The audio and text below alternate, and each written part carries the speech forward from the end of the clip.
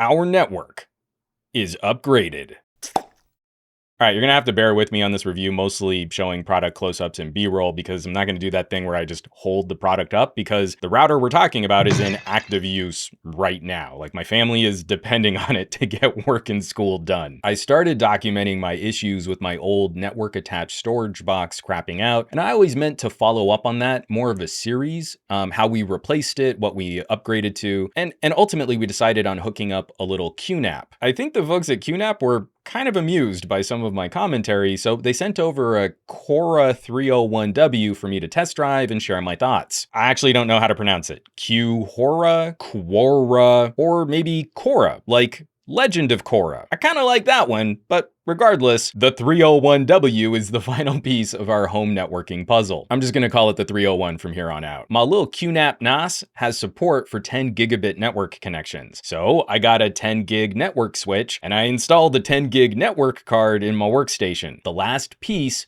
extending faster local networking speeds to devices connected over Wi-Fi. All last year, I scouted routers with Wi-Fi 6 and faster cabled connections. For a long time, the only routers that ticked those boxes were really spendy gamer-focused routers. At the same time, we moved to a smaller condo, so I haven't had the same need for a wider mesh networking solution. The 301W has a simple, clean look. Internal antennas, it looks more like a switch than it does a router, but it has all the speed I've been hoping to add to our network, especially since we've been hitting the home network a lot harder these days. Work and school from home, family video calls, tons of media streaming. I don't think our family is unique in that regard. A lot of families out there trying to make a busier tech home work on older gear. Of course, a new router won't make your connection to the web any faster. That's on your ISP. But organizing the up and down streams better makes for a nice quality of life improvement. And increasing your local speed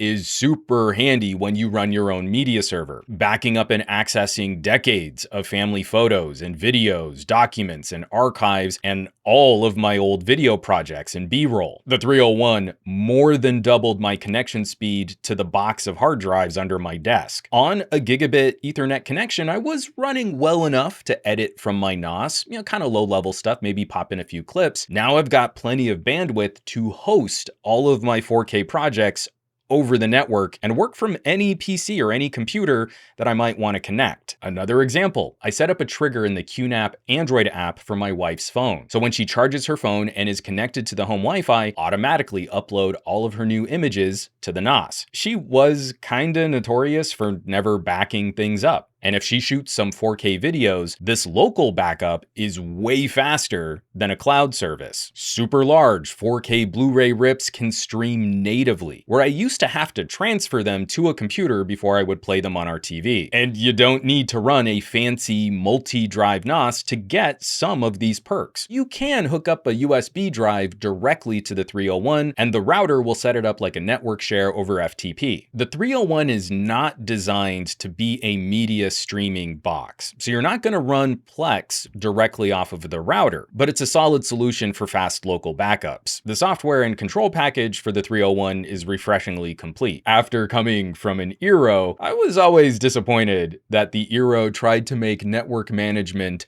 so simple, it left out some of the control features folks might want to use. Now, the QNAP is something of a crossover product, priced in line with nice consumer gear, but with some business-focused applications included. If a router could be called prosumer, I think that's the ballpark we're playing with the 301. Setup and installation was largely plug and play. I pulled out my main Eero hub and connected the same cables to the 301. I switched the SSID and password back to what we were using before, and all the gadgets in our home had the Wi-Fi's again. A couple of minutes on a web browser and we were back to normal. I've been happy to see how consistent QNAP has been with updates. The couple weeks we've been running the 301, I've just installed a third update with bug fixes and new features. I haven't run into any lockups or downtime, but QNAP seems committed to improving performance and polishing up the control interface. From there, you can kind of go as deep as you want. setting up virtual access points and offering a guest mode, there's quite a bit of control over compartmentalizing your network. With 2 flavors of Ethernet, you can define exactly how you want 1 gig and 10 gig ports to function. Now, we don't have any fiber in my neighborhood, so I feel it's okay to keep the broadband on a 1 gig port. In the control software, you get color-coded reports on ports and traffic, which is handy, a full suite of firewall and parental controls, DDNS settings, and you can fine-tune transmission power per access point. And using the Q1 service, the router can more intelligently manage traffic. Like, say you produce a weekly live podcast at the same time every week, the hardware here can learn about your networking behavior. This, alongside DDNS, was a nice addition to the software, which came after one of the more recent updates. I haven't been using this long enough to know if Q1 makes an appreciable difference in a more home traffic environment, but it's a feature that likely improves heavier business use. And on top of that, QNAP includes a set of VPN tools where you can connect to another VPN or create a VPN between router, NOS, and end-user devices to encrypt and protect data transmission. Now, there are definitely a few concerns. This is an AX3600 rated router, so there are faster Wi-Fi solutions if you're trying to push just the wireless networking side more aggressively. This box is basically a small computer built to handle a lot of data. So placement is probably going to be a bit more critical than on maybe one of your older routers. More powerful computing guts need better cooling, so this isn't the solution to tuck away in a dusty corner and forget about. And with internal antennas, you also want to find a place for it with clear air, as few obstructions as you can. Out of the box, the 301 is not wall mountable that I can see, so you might need to come up with some kind of custom hardware if you want to get it up off of a shelf. Some anecdotal testing in our home, this is a more powerful broadcast unit than the Eero main hub we were using before. However, if you have multiple stories or a funky layout to your home, there are reasons why mesh routing is picking up in popularity. At present, there doesn't seem to be a mesh option for the 301. You can turn it into a basic access point controlled over an Ethernet cable, but we don't have those fancy fun options where you could buy 3 of these to use as mesh nodes in the same way. And I mentioned the USB ports, which are handy, but I was bummed to see they don't support NTFS formatted drives. I don't think that's a critical deal breaker, but it would have been nice. So QNAP's first router misses a few features, which, I mean, they would have been cool, like 160 megahertz support, and the total broadcast power, it falls a bit short of other consumer wireless solutions. So why am I so bullish on the 301? The combination of wired and wireless features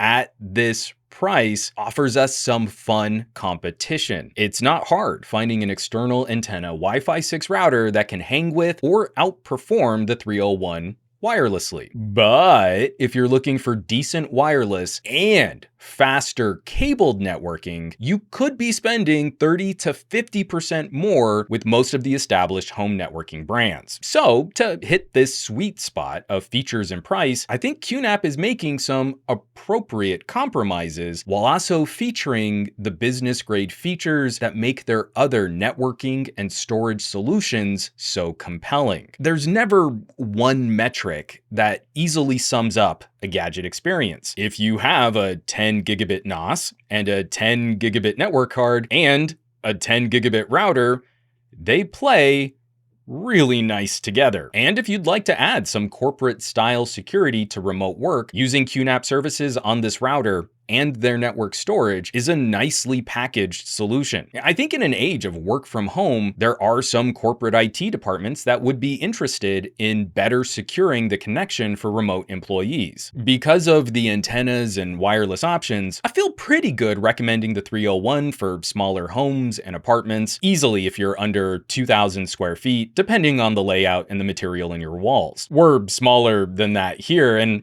I have decently quick Wi-Fi out to our condo's parking lot, so we're doing fine. And then this router really comes into its own when you get to add faster broadband, faster local cabled connections, and you want to manage a bunch of wireless gadgets all at the same time. This is a trend I love to see continue and especially to build more aggressively. Wireless is cool, but when you really need the fastest, most stable connection between devices, speeding up your Ethernet can be a lot of fun too. I'll of course leave some links down below where you can find more info on the legend of QHora-301W, and maybe shop one of these puppies online. As always, thanks so much for watching, for sharing these videos, subscribing to the channel. Supporting your favorite content creators, super critical these days, so I greatly appreciate those of you who are. Checking out the links in the descriptions below, maybe you're shopping a little merch. That kind of stuff really does help keep production rolling on this channel. You can catch a full list of all my affiliates and partnerships on SomeGadgetGuy.com, or you might consider joining the list of names scrolling by on your screen from my Patreon, patreon.com/SomeGadgetGuy. This list is basically a collection of the coolest tech pals on the web,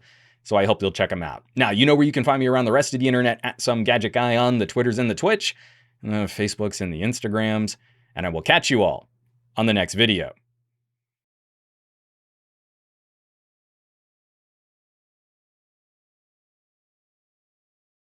I mean, like, that was fine, right? You didn't need me to like hold a box the whole time I was talking about it, like, you know, really miss out on any of the features or the commentary or the experience. Like, we're good. Yeah.